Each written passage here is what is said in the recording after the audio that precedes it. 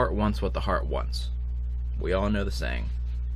What I find interesting, as I do with many subjects, is what happens when something goes against the social norm. The heart wants what it wants, but what about when what the heart wants isn't exactly socially acceptable in the mainstream of life? Welcome back to the Shatter podcast, episode 7. I am Sean, and as always, I wholeheartedly want to thank you for being here. Today's episode is MonoPoly of Love and Intimacy, where we get into the more adult side of conversation. Love is, in a sense, monopolized with the idea that it's one way and should stay one way. However, break up the word and you get mono and poly. The social default, monogamy, 2 hearts, 1 love. Polyamory, multiple hearts, broaden love. What one may see as complicated and unorthodox, another may see as simpler and as natural as can be. I'm a person who absolutely loves love. I love feeling it, I love seeing it, and witnessing it bloom. Be it my own, with another, or simply being an observer of another's connection. I mentioned before that I've only had one public relationship, but I've had multiple involvements, and those involvements have been both on the monogamous side as well as the polyamorous side. Which is why I wanted to do this episode. When I had the conception of this podcast, one of the factors of it was the want to talk about many things that many may not be comfortable with. Heavily into empathy, mental health, physical health, religion, perspective, but also sexuality, relationships, and beyond. You see it all the time. You see this stigma placed on relationships and all the how it should be's, and that's not love's, and that's not love, this is. And they're so often the usual suspects of monogamous traits. Any sense of this is how it is and that's it is, by design, one-dimensional and exclusive. I'm somebody who won't tell you how to love, but I'm also somebody who doesn't love accordingly to somebody else's orchestration. With the exception of course, the one who captures my heart. To expand on this further, what I want to do this week is get into what it means, at least to me, to be in a monogamous relationship, and also what it means to be in a polyamorous relationship. As I know both pretty well and have experience with both, I'd love to sort of shine some light on misconceptions as well as enlighten some better understanding of how big the spectrum of love really is. It's not my way or the highway. It's the best path for a beautiful journey together.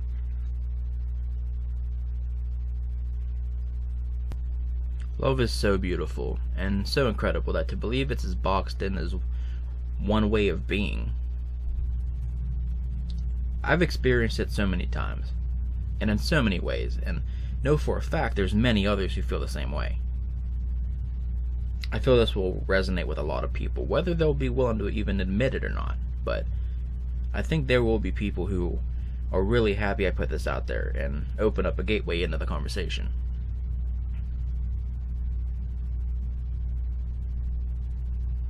So first, let's get into monogamy. The default, the traditional, the classic. 2 people meet, they fall in love and are together. Just them, nobody else. It's their world, together as a team. A beautiful thing. Most of us have been there. Be it love at first sight, or the hands of time pulling you closer together.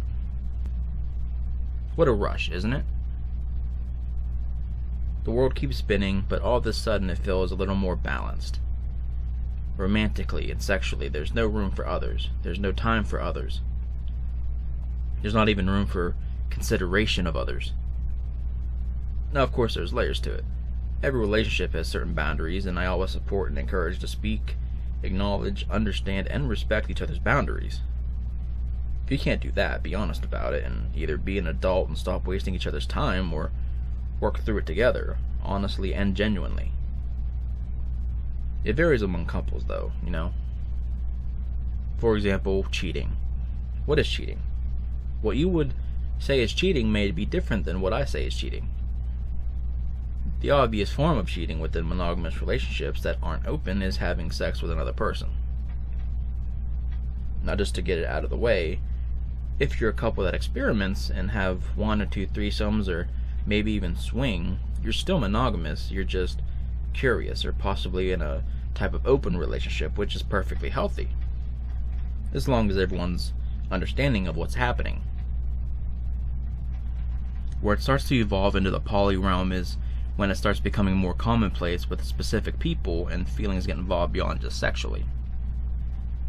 So the main constant of what's considered cheating is having sex outside the relationship against the other's wishes. That's the one universal agreement with monogamy. I say that in the lead to where it starts to branch out. Some people believe flirting outside the relationship is cheating. Some consider any amount of flirting to be cheating, others have levels to it. As in, a playful flirt in a passing would be fine, but full-on going out of the way flirting is a no-go. Some believe giving anybody of the attracted sex too much attention is considered cheating. Yes, to some, even talking too long, even innocently, can be seen as cheating. To some, looking at the attracted sex will be seen as cheating. It varies from when somebody looks too long, all the way to even a glance can be considered cheating to some. Some people feel as if hanging out with a friend of the attracted sex without their partner with them is cheating. Some people believe that watching porn is cheating. Some people consider hugging the other person of the attracted sex is cheating.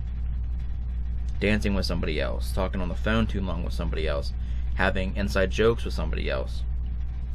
To some, not even cutting ties with every ex you're on good terms with is considered cheating. There is such a wide range of what people can consider cheating, and you see it all the time. I know I do. Where somebody will say or post something like, if you can look at another while in a relationship, you're not in love. Like, excuse me? First of all, who do you think you are speaking for everyone's heart? Once you grow up and humble yourself, then you can address something as big as love. Personally, as far as my way of relationships go, that's not an issue. For me, looking isn't cheating. It may be different for you, but I'm talking about me, and that's the entire point. I'm not condemning you for feeling a certain way, so I'm going to ask you not to condemn me either. Not just me, don't condemn anybody else who loves differently than you. Because if it doesn't involve us, then it doesn't concern us. So that's monogamy. 2 people involved, only giving their bodies and their romantic heart to each other. If they wander off from that agreement and entertain somebody else sexually or romantically, then that would be considered cheating. Depending on the individuals, a wide variety of other things could be considered cheating. A relationship built on love, trust, passion, and healthy communication. It's a beautiful thing. It truly is. Now we have polyamory. Polyamory comes from the conception of Greek and Latin language that gives birth to the translation, many loves. That's exactly it. Many loves. Poly lifestyle really isn't that different from monogamous lifestyle, apart from, of course, the limits of that union. It takes the traditional sense of relationship and replaces the ideology of love being dual and implements the ideology of love being plurality. There are so many common misconceptions of poly lifestyle as well. A lot of people assume that open relationships are polyamorous, which isn't always true. Open relationships, where it's purely sexual freedom, are still a style of monogamy because feelings aren't involved. You'll notice that a lot of times a couple will invite somebody into the bedroom to play with them and experiment, which is absolutely fine if both are wanting that. Where it gets a bit problematic, though, is when it starts becoming something else. For instance, your other half is talking a lot more to the friend you invited into the bed. Maybe they're hanging out more than they used to while you're not there. It starts becoming a bit more secretive because they're acting differently with each other and you're not aware of exactly what it is. If it was purely sexual, there wouldn't be an increase of non-sexual things. That's where you're reminded of the difference between open relationships and polyamory. It ties into another misconception of poly lifestyle. I'm only going to say this because, as I've said before, I've experienced it. From my personal experience between a monogamous and poly relationship, trust is even more important in the poly lifestyle. Now, don't get me wrong, trust is important in every relationship. Don't doubt that for a second. What I mean by that, though, is people think that because you have intimate sexual relations with more than just one person, that the trust isn't as coveted. They often think that there's no such thing as cheating. Let me tell you, when you're in a poly relationship, breaking their trust is cheating. Polyamory is where two people love each other so much that they have this bond that just pulls them together. Romantically, sexually, charismatically, they just vibrate. They make each other laugh. They turn each other on. They want to give each other pleasure and be pleasured by them. Sounds familiar, right? Sounds an awful lot like any relationship where two people fall in love. Where it becomes something else is when those two people have reached a point in their lives where they feel as if their heart is not only capable of loving even more, but is almost hungry to. So because they have the desire to love so openly, they make a decision to allow one another to explore those feelings if they were to form. I would like to try something real quick with you. Whoever is listening to me right now, it's just us. Unless you're listening with somebody else, which that's perfectly fine too, but you don't have to say anything out loud. Just say your answers in your mind. Nobody is listening, nobody is judging. There is no need to feel ashamed or disgusted with yourself. There's no need to feel like a bad person. It's just us, okay? I want you to think real hard on your last or maybe even current relationship. If the relationship was painful, think about whatever relationship you'd be comfortable with. If you're listening to this podcast, I know you have a beautiful heart, so I know you'll be honest with me right now, and more importantly, you'll be honest with yourself. You're in a relationship, a good relationship. Maybe it's not perfect, but you're happy. Maybe it is perfect. You're faithful, you're honest, nobody turns you on like they do. Nobody makes your heart flutter like they do.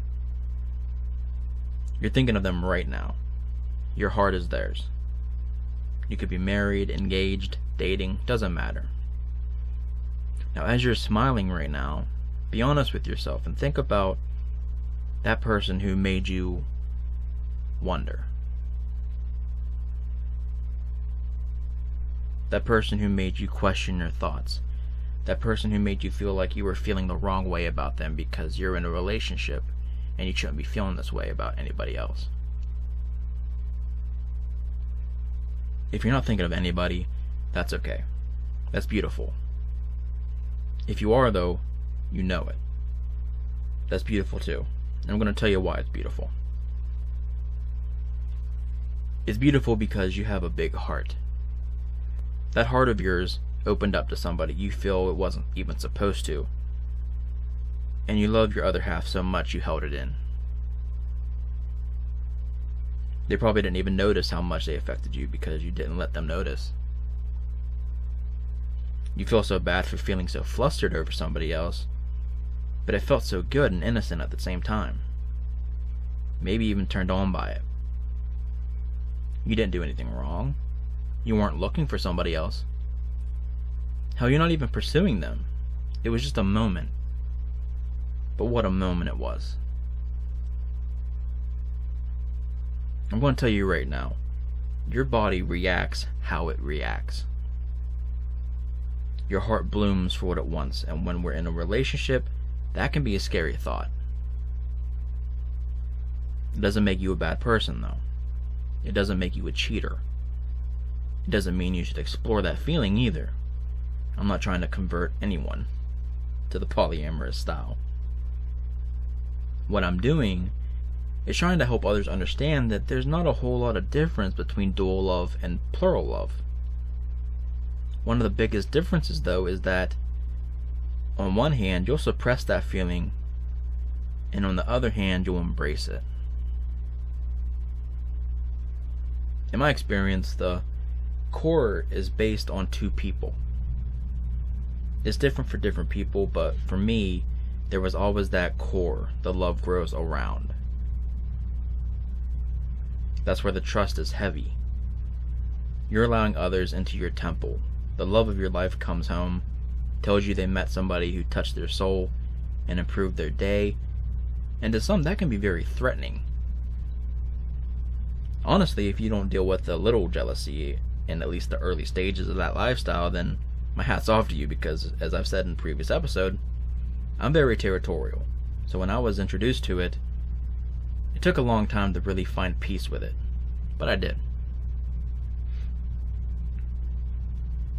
When you really embrace that understanding and trust, you notice just how much their pleasure, both loving and sexual, means to you.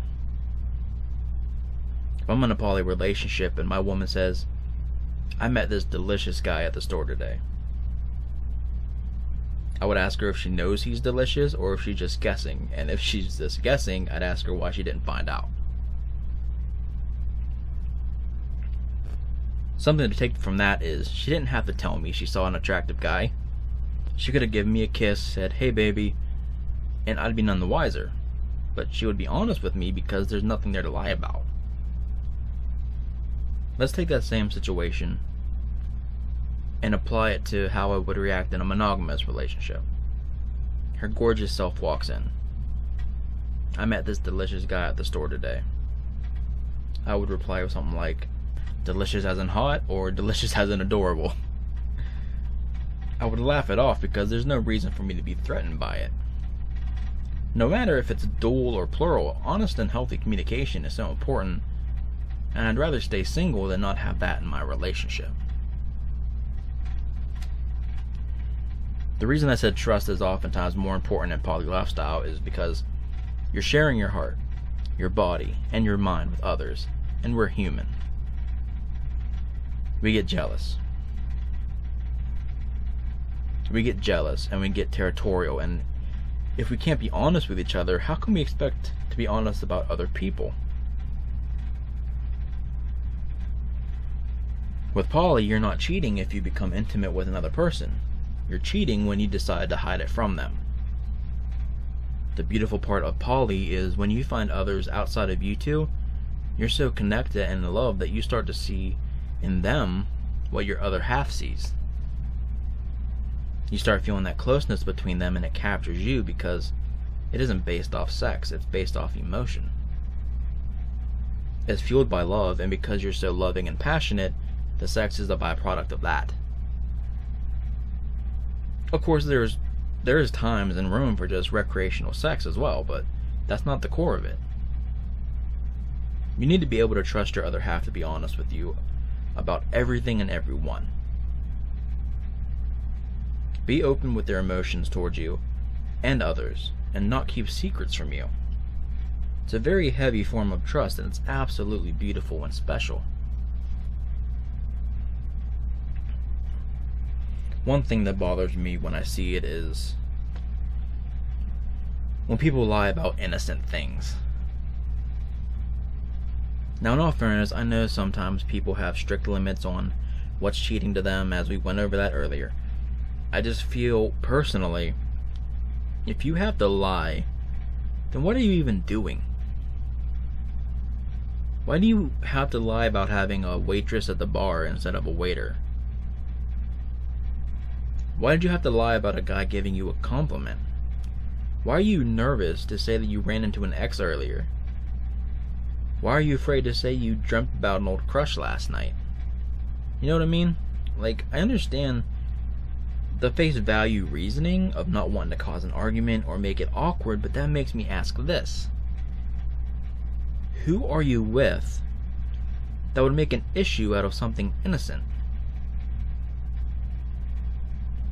If you're cautious to talk about something with your partner, What's the deeper issue there, and why aren't you talking about that? It leads me to the interesting fact that somebody would tell me I'm wrong for even entertaining the idea of being with more than one woman. Meanwhile, they don't even notice their partner's been crying themselves to sleep every night.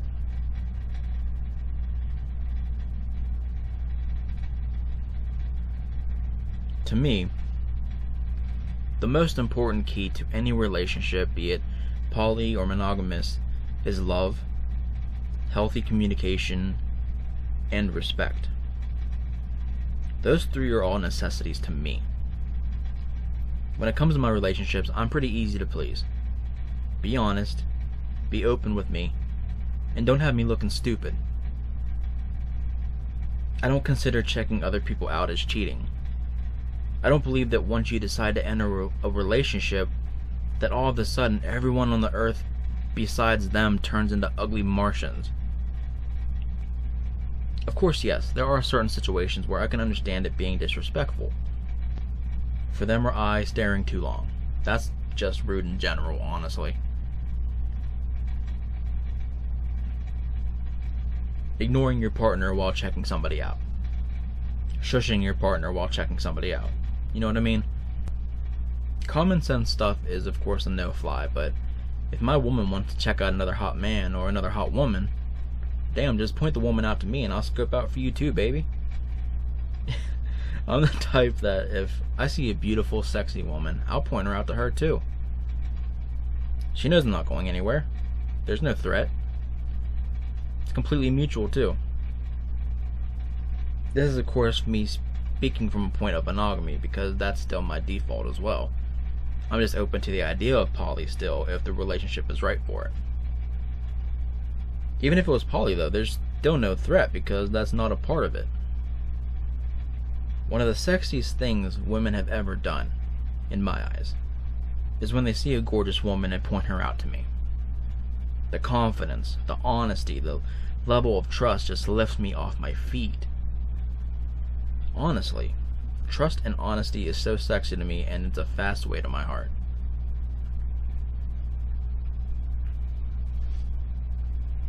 I don't consider watching porn cheating. I suppose that would tie into the don't look rule while it's insinuated you're supposed to no longer be attracted to anybody but them. But as I've said already, I don't believe in that either. I don't understand how that could be such an issue, personally. I mean, if I walk in on my girl watching porn and enjoying it, being mad is the last thing on my list of reactions. I love my woman feeling good. It really gets. You know what, let's move on. We may push the envelope with this episode a little bit, but not that much. I don't mind my girl having male friends. I really don't mind if she has them when I meet her, because I'm not the type to make somebody ditch their friends to make me happy. I've been on the opposite side of that. I didn't like it or appreciate it, so I will never do that to somebody. How can I claim to care about somebody if I'm going to make them remove people they care about and have cared about long before I came into the picture? That just doesn't sit right with me. Now with that comes the question, what if they try to get with her after you and her get together? Well, the answer to that is easy. If I have to intervene, then it's not going to work anyway, because I expect for her to handle that herself before it even gets to the point where there's something to notice. I'm the same way. If I'm with somebody and it's just us and they know that and still try to ruin what we got, I'll handle that myself and explain to my baby why so-and-so hasn't been around lately. It's not a hard concept, you know? Really isn't. Don't control your other half, but don't disrespect them either. This probably isn't going to be a popular one, but I'm just being honest. I don't consider playful flirting to be cheating. I really don't. The reason I don't is because there's a difference between flirting for fun and flirting with intent. Playful flirting is flirting for fun. You're not swapping numbers unless you're friends and already have each other's numbers, but even if you're friends, You're not making plans to act on the flirting because there's nothing serious there.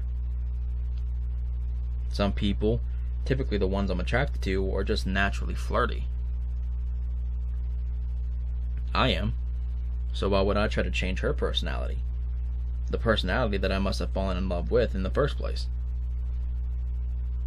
Makes no sense to me.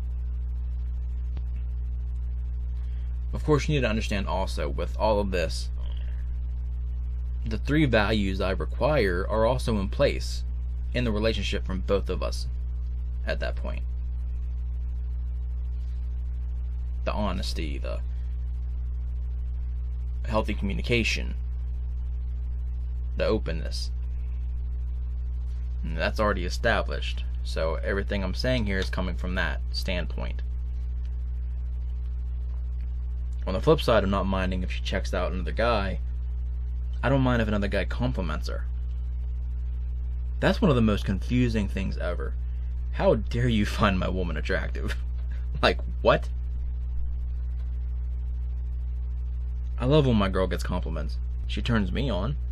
I get turned on knowing she's turning other people on because she's mine, and when we get home, I'm going to remind her why.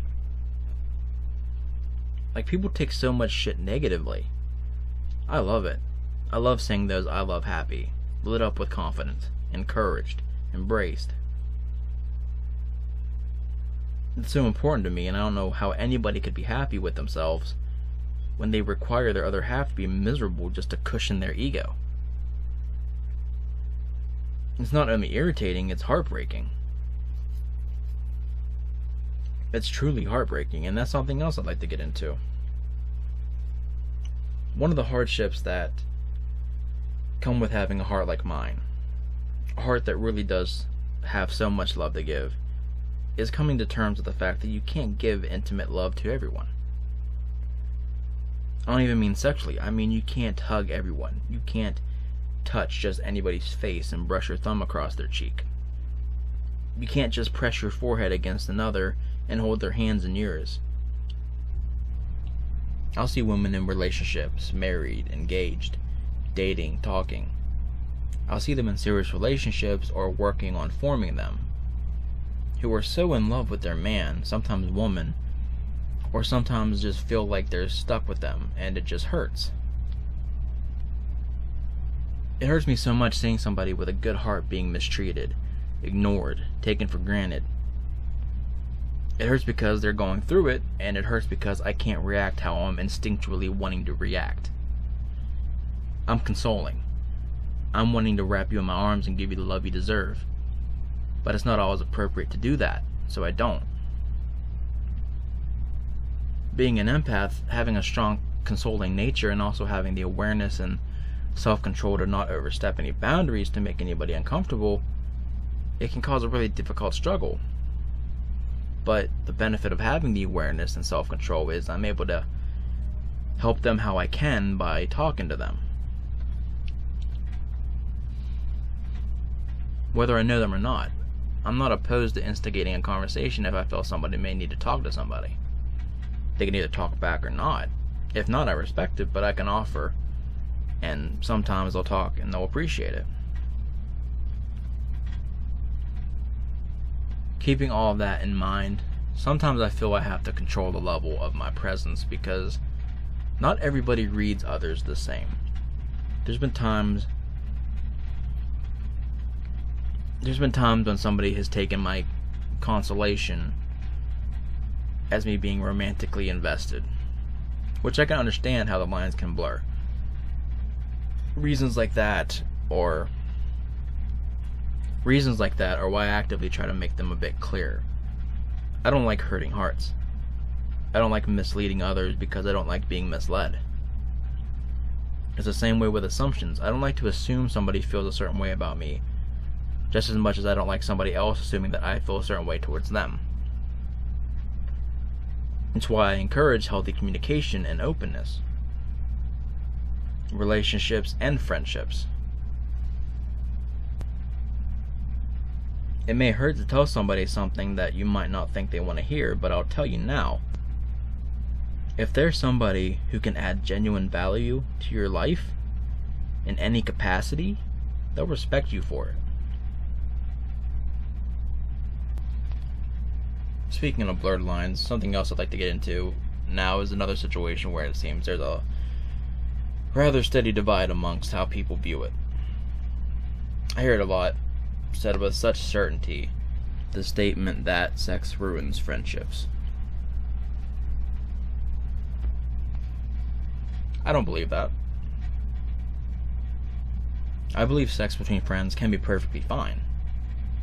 I'll even say it can be healthy. That being said, sex without context between friends is where things can go wrong. Sex in general without context can get complicated, which is why I prefer being open and upfront with my motives. The problem, at least one of them, with a high volume of people, is when you're hungry for that connection, sometimes that hunger takes precedence. It's known psychology. This is exactly why we're aroused. When we're horny, we sometimes make poor decisions. I get it. I understand it very well. I have a very high sex drive that is rarely absent. Even when I'm not feeling too well, or if I'm full-blown sick, chances are I'm still going to be able to get turned on. So when I say I understand how hard it can be, pun 1000% intended, to be rational when you're just starving for that touch, that feeling, but it's so important. There's so much heartache, distrust, and burning of bridges due to sex without context. To even go a step further, something even worse, sex with misleading or intentionally wrong context. There's two things everybody should ask themselves and the other person before they engage sexually with somebody. They should be confirming that it's consensual. There's often clear-cut signs and vibes and all that where it's obviously consensual, but if there's any sliver of a doubt about it, you really need to put your drive to the side and make sure it's a mutual desire. The next thing you need to do is ask yourself if what's happening is clear to both parties. Is this just sex? Is there more behind it? Honestly, even if you're not sure, just say that. Being honest about not being sure is a lot better than lying about a certainty. Specifically when it comes to friends, though. You two need to be aware of what it is. For scenario purpose, say you two have been friends for a while. You've always been attracted to each other, but have never made a move out of fear that it may make things awkward. Completely understandable. I'm not here to tell you to try and hook up with all your hot friends. Promise that's not what I'm getting at. Please don't do that just to do it. So, you two have been secretly attracted to each other for a while. One day, they message you. Hey, what's going on? You guys talk like you usually do.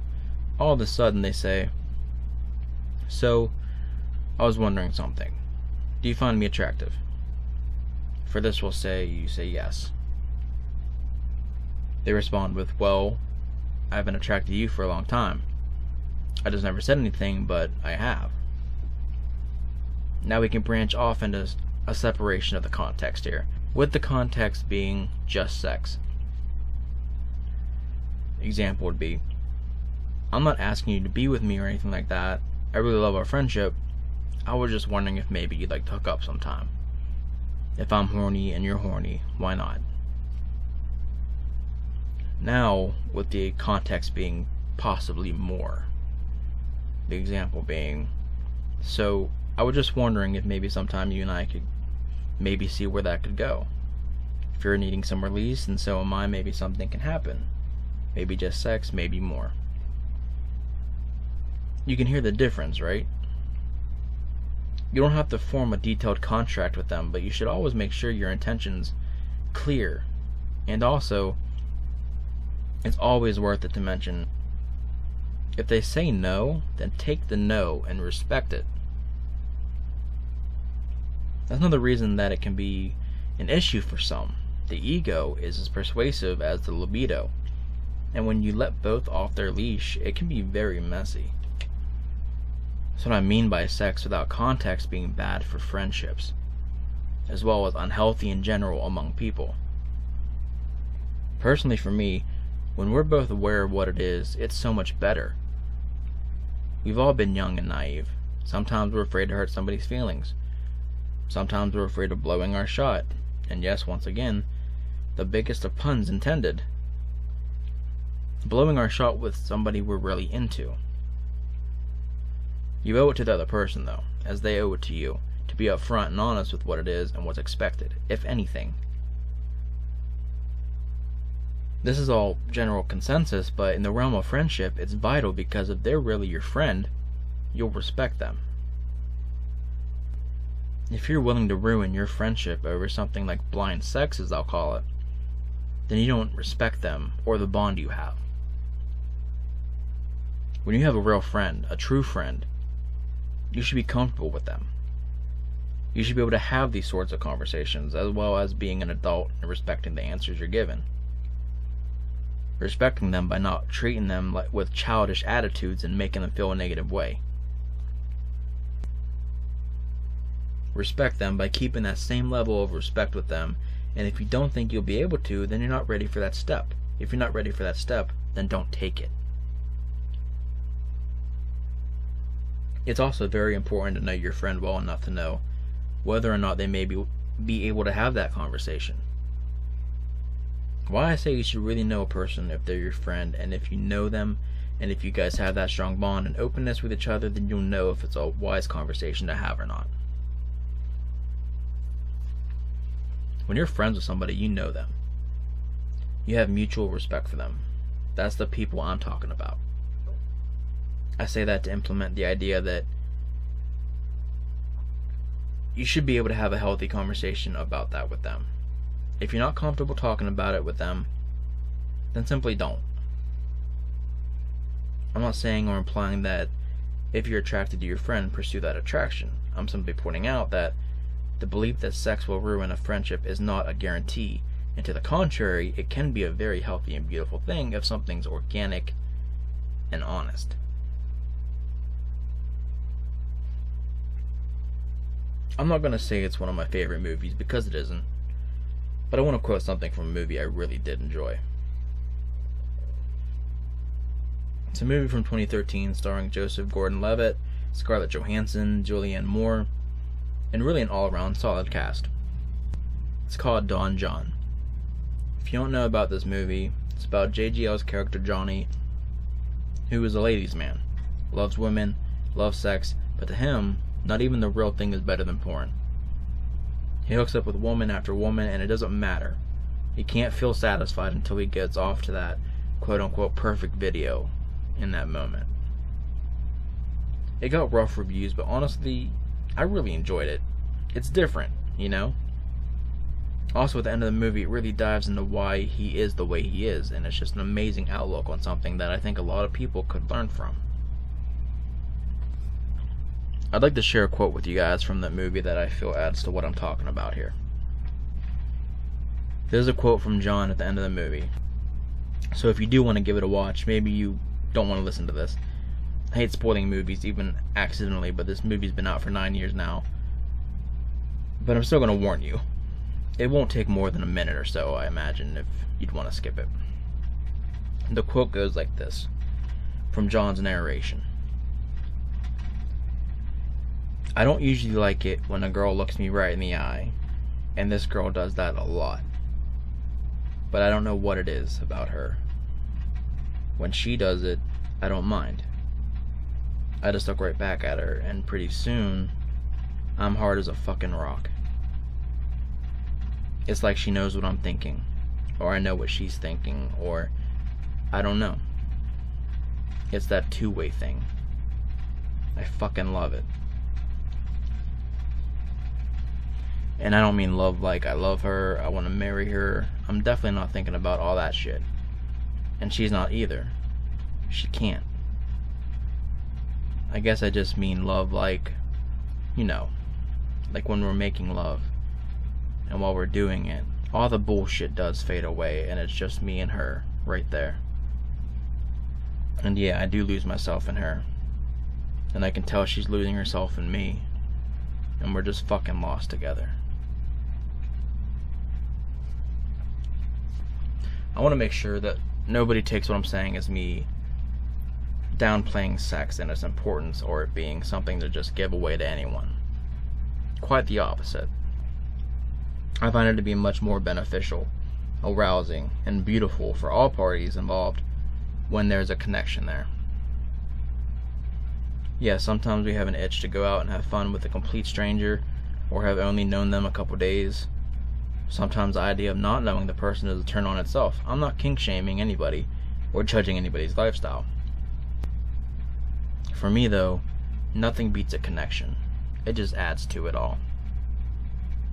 So yeah, when it comes to friends, there's nothing wrong with exploring that love into a physical realm with each other, if it's something you both are wanting.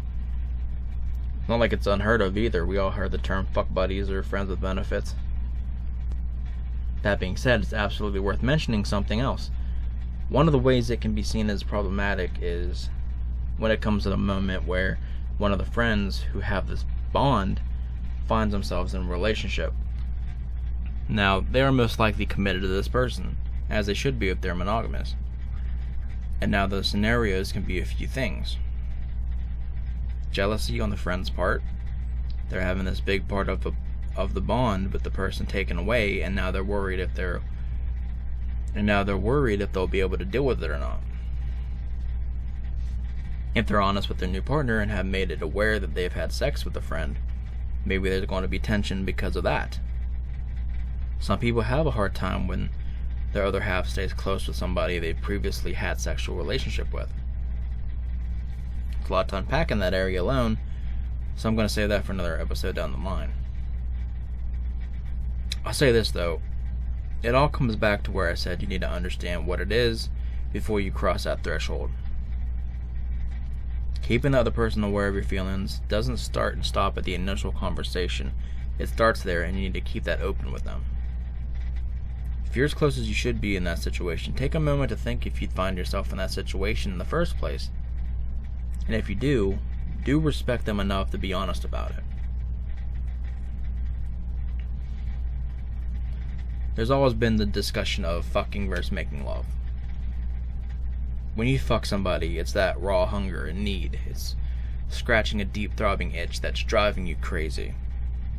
When you make love with somebody, it's that deep, beautiful connection of their body and your body giving into each other, sharing both of your most natural assets with each other and pouring your heart into each other while being as close as physically possible to each other, so close that you're inside them or they're inside you. The two are not mutually exclusive, though. The throwaway view of making love is oftentimes regarded as strictly slow and safe. Some would say vanilla, even. That couldn't be further from the truth.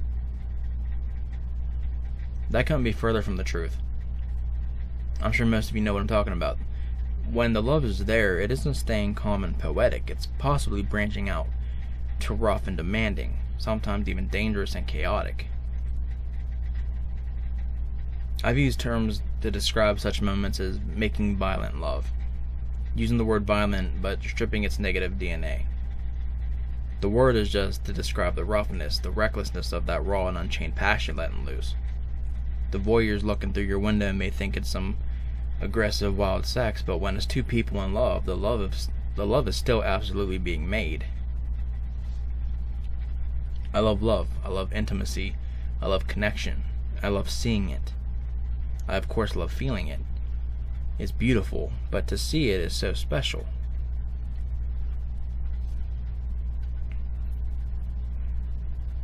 I love seeing people who have been through rough times find the peace they've craved for so long.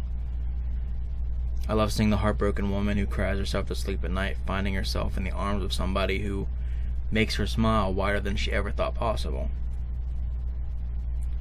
I love seeing the broken man who time and time again has felt undervalued and hurt, finding himself holding hands with somebody who truly wants to calm his storms. I love seeing people find peace after waging so many wars with themselves, by means of hard relationships and the self-manipulations of putting the reasoning behind their failures on their shoulders alone. I'll be honest with you, one of the weirdest things that's happened to me through getting C19 and going through months of post C19, it's made me a bit more interested in finding somebody. It could be because I've been single so long that maybe I've just hit that point of interest again, but I'm trying to understand if it's just that or if it's something more. Like I said, when I had it, it heavily affected me mentally, and one of the unexpected feelings I got was this higher interest in getting into a solid relationship. One of the reasons I stay single is because I'm not in a place where I feel I can offer what I want to offer, what I feel I should be able to offer, so I'm still not looking, but I suppose I'm a bit more open to trying, if that makes sense.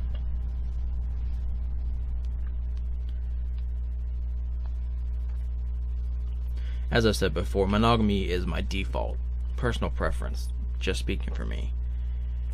I feel even a polyamorous relationship is a lot more sound when it begins with two. I'm not saying when I get into my next relationship that I'm planning on becoming poly. That's completely dual dependent on who I feel that connection with. If you pre-plan your relationships, you're already hindering it. Think about it. You can't pre-plan a relationship and expect it to work because you're already telling your potential partner that you're not taking them into account. What I'm saying though is if a relationship, anybody's relationship, has that solid foundation, then you'll find it a whole lot easier and genuine to build off of that. Be it life or lives. For me, all my relationships started at 2. Yes, of course they do start at 0 when you take into account the people themselves, who they are, decide the chemistry and synchronization of the relationship. Though, whether it's mono or poly, I really feel that the flower blooms stronger with the perfect combination of those two connected seeds. It's going to be a while, but in about a month, 4 weeks, episode 11 is going to be called It's Okay to Love, where I'm going to get into the spectrum of love more and talk about things like past love, past relationships, and things like co-parenting and coexisting. It's a lot about putting to rest the concept that you have to dislike your exes or your child's father or mother who you no longer are romantically involved with. I'll of course get into the different circumstances and reasonings and all that. I completely oppose anybody staying in an unhealthy environment, especially when children are involved. Also, I think that would be a good episode to talk about what I mentioned earlier, some insight on what can happen when you find yourself falling in love with somebody while you're still very close with your friend with cut-off benefits. I'll get more into all that then though. So if you like this episode, I think you'll really enjoy episode 11 when it comes out.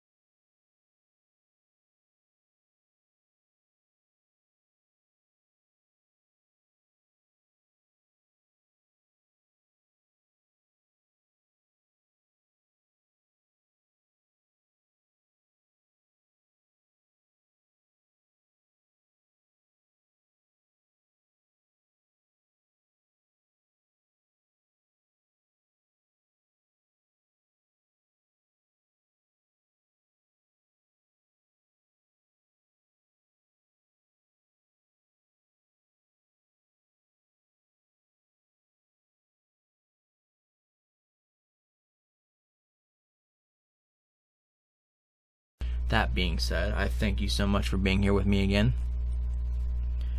It feels so good being back and being able to talk to you guys and just reconnect. I have a lot of ideas planned for the future of this podcast. I'll be talking a lot about those on Casual Episode 10 in 3 weeks. Next week is Episode 8, Friendships and How They Sail, where I'll be talking about blessings that are friendships and how valuable they are to us. Not financially, but emotionally, and how healthy they are for the soul. I'll be talking to you about some of my closest friends, sort of me giving them their flowers and explaining why they mean so much to me. All that mixed with my views and appreciation for friendship itself, and how much a good person in our life can change our course for the better, especially when we're in one of those dark places. Remember to check out the link tree to keep up with everything going on. Best place to stay connected is the Facebook page. Of course, check out the shop as well if you like. Also, let me know if you'd like to see more of this kind of content. Like I said, we'll have more on love in episode 11, but if you're up for more adult-themed episodes, be sure to let me know, and that'll open up my range of what to bring you guys, so feedback is always appreciated. I pray the rest of your day is as wonderful as you are. This is the Shatter and Breathe podcast. I am Sean, and until next time, be safe, be thankful, and God bless.